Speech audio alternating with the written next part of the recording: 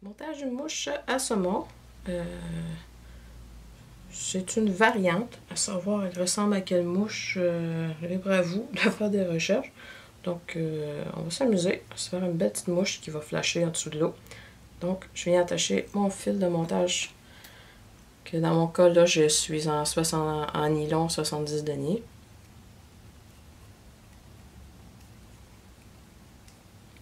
Je viens de couper l'excédent avant de finir de tourner mon fil. Je vais me rendre environ jusqu'à entre la pointe et l'ordillon à l'arrière, environ comme ça. Donc, ceci fait, je vais me prendre du Axel en petits paquets comme ça. Je vais venir me prendre une fibre, ou même, je vais dire, quelques fibres même, on pourrait dire. Je vais ramener... Non, je vais le laisser ici. Je me prends quelques fibres comme ça. Je vais venir le tirer du petit aérable qui tient tout. Donc, je vais venir fixer les fibres ici, sur mon corps. Dans mon cas, je vais me rendre les fibres jusqu'à la... Vous savez, toujours des fois dans le coche de l'hameçon, je vais me rendre à peu près à cet endroit-là avec mes fibres. Donc, je viens faire un petit tour lousse et je viens l'attacher en ramenant les fibres par l'avant.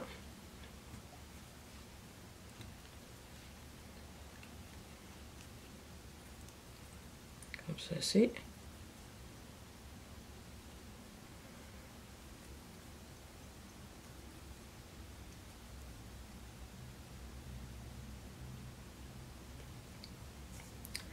Donc, pour faire un montage solide, je vous inviterais à ça, vous mettre un petit filament à peu près de la même couleur et même ton, soit un vert environ. Sinon, des fois, j'utilise parfois un fil de montage que je cache. Dans ce cas-ci, moi, je vais utiliser la colle UV pour solidifier mon corps par la suite. Donc, je vais ramener mon fil de montage ici. Ou, attendez un peu, j'ai même une idée. On est en 70 deniers, profitons-en. Je vais dédoubler mon fil puis venir passer les fils dedans.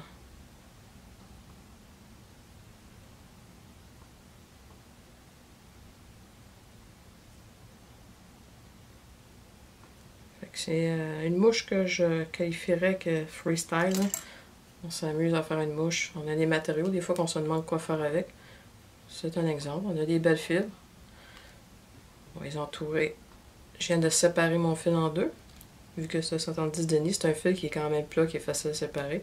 Donc, je vais venir passer mon fil un peu comme des fois on fait avec du dubbing ou des fibres qui sont faciles à casser. Je fais quelques tours, comme ça. Et si vous avez un autorotatif super simple, on va juste s'assurer d'avoir une tension sur le fil. Et on va venir tourner le tout comme ça ici.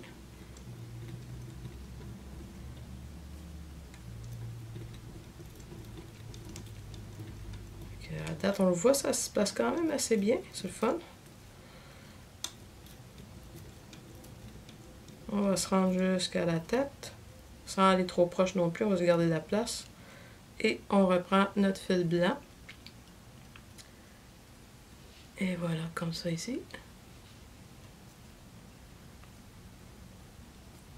Et on refait quelques tours, je vais être sûr que c'est bien solidifié. Fait que là, comme ça on se rappelle, c'est que j'ai passé en fin de compte de mon axel avec mon fil blanc. Je solidifie ici, et voilà, je me fais une autre finition.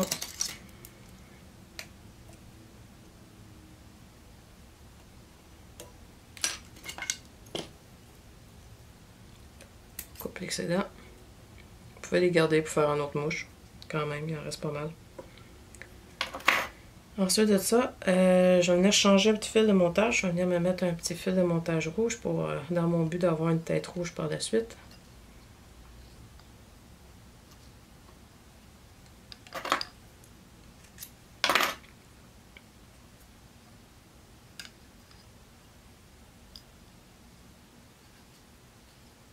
Je coupe l'excédent de mon fil blanc. Et je vais venir me faire un petit nœud de finition pour être sûr que rien du montage ne bougera.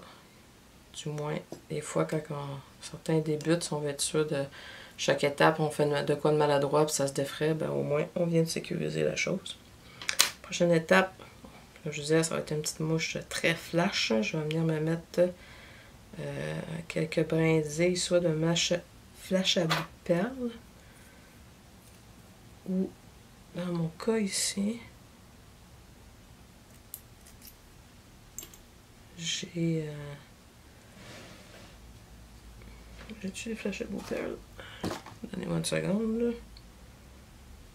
Bon, regardez, j'ai du latéral. Ça va faire le job. C'est juste un peu plus perlé.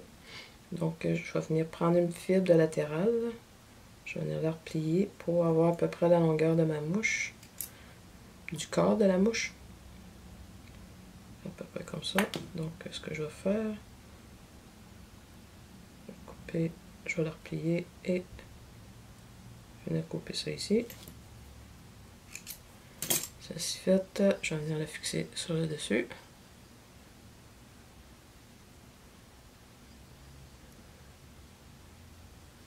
Fait que pour m'assurer que ça va être bien fixé, je vais venir déposer mes deux doigts sur la mouche comme ceci. Je vais venir passer le fil en frottant sur mon pouce. Je vais aller en la craque entre mes doigts.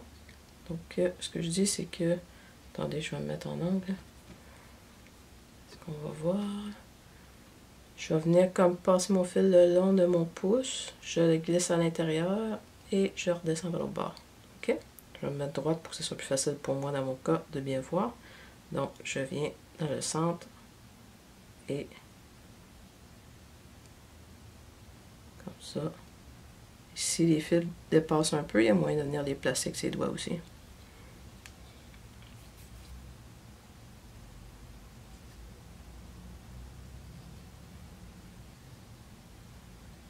Et voilà. Le tout est fixé. On vient s'assurer que c'est bien centré sur la mouche. Et voilà. Les fils sont un peu longs. Comme je disais tantôt, mon but c'était d'être jusqu'à la longueur du corps. Donc, je vais venir couper l'excédent. Comme ceci. Et ensuite, je vais prendre du faux bocteuil blanc. Je vais prendre une bonne petite pincée.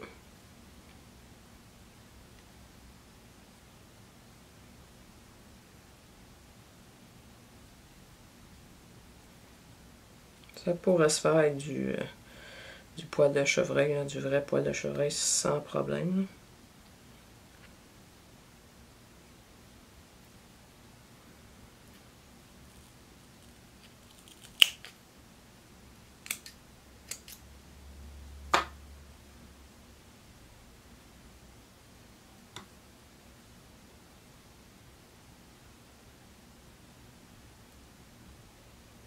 Donc, je viens prendre ma longueur.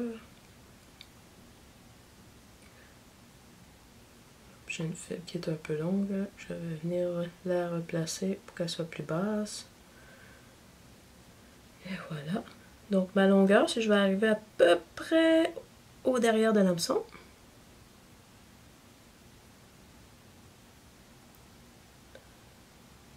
En train de regarder si j'ai assez de matériel. Je croirais bien que oui. Donc je vais venir prendre ma mesure où est-ce que je vais vouloir venir couper. Ça va être ici à peu près. Donc je vais venir pincer ça entre mes doigts ici, venir couper l'excédent.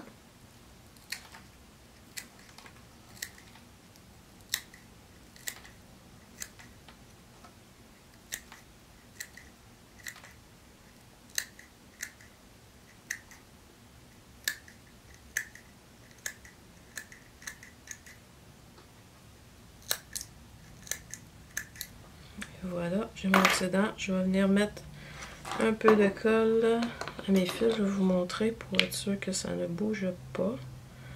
Donc j'ai ma pincée entre mes doigts. Oups, pardon. Je vais me prendre un peu de lac.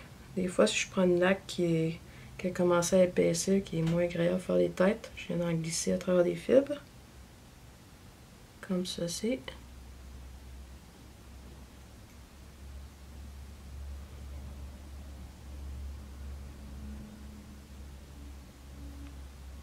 Comme ça. Et voilà. Et on va juste écraser un peu pour être sûr. Puis on va le laisser sécher. On le tient pendant ce temps-là fermement dans nos doigts. Ou on vient préparer quelques quantités, on les met à sécher le temps qu'on prépare nos autres corps.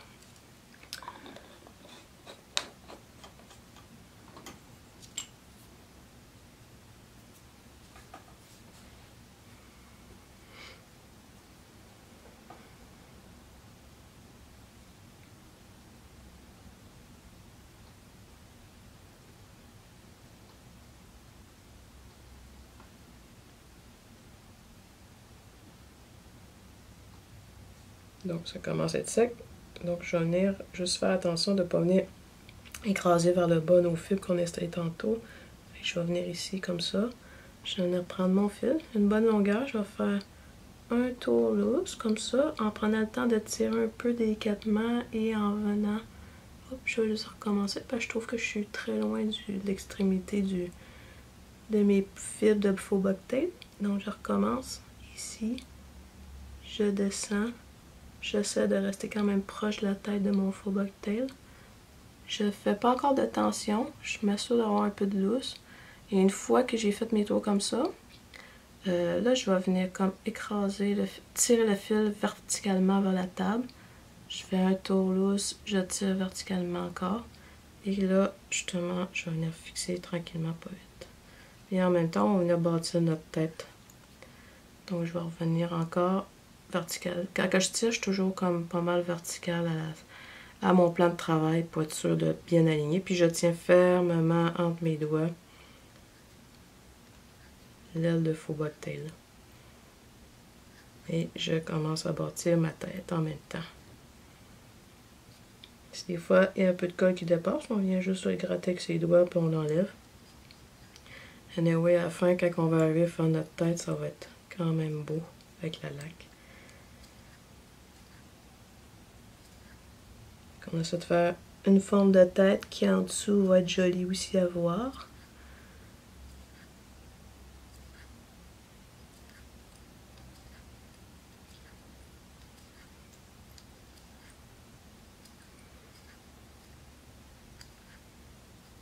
Et vous pouvez voir, j'ai pas encore lâché mes doigts, hein? C'est encore à la même place, je voulais pas que ça bouge.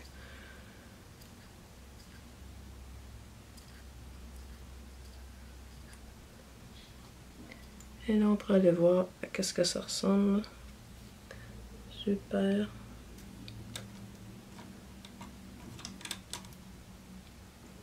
C'est parfait.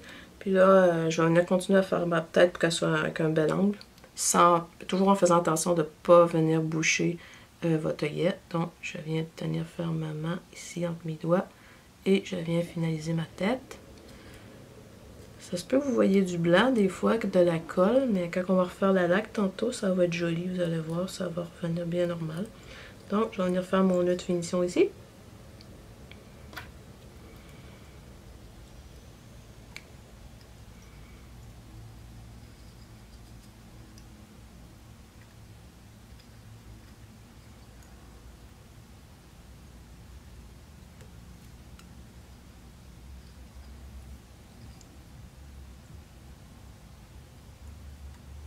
Et voilà.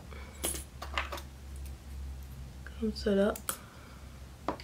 Et on va venir finaliser avec de la laque. Ou sinon, si vous avez de la colle UV. Si des fois vous voyez déjà un peu de colle, il y a toujours moyen de venir la gratter et l'enlever déjà. Là, si ça, esthétiquement, ça vous tanne.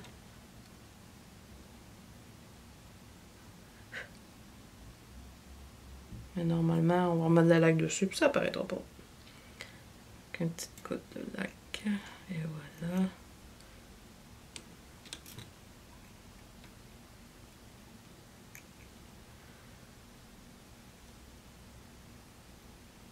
Et on va laisser sécher. Là, j'ai mis beaucoup de laque, et je vais en enlever un peu. On dit, je me suis gâtée sur la laque. Je vais en enlever un peu, parce que je veux pas nécessairement avoir une grosse goutte de tête en dessous. Là. Et on laisse sécher le tout.